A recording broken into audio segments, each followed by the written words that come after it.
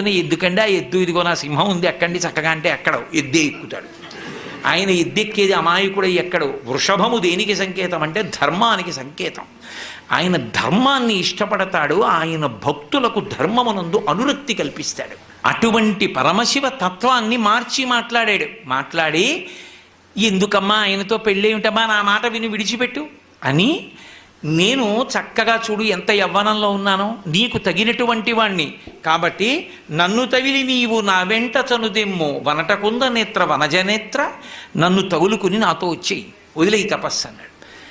విందావిడ వీడట బ్రహ్మచారియట వీనుల పెట్టగరాని మాటలే ఆడుచునున్నవాడు నమశివాయయుండు ఆడగరాదు.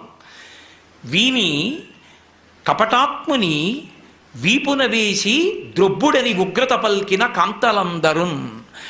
వీడు ఇష్టం వచ్చినట్టు మాట్లాడుతున్నాడు, శివనింద చేస్తున్నాడు.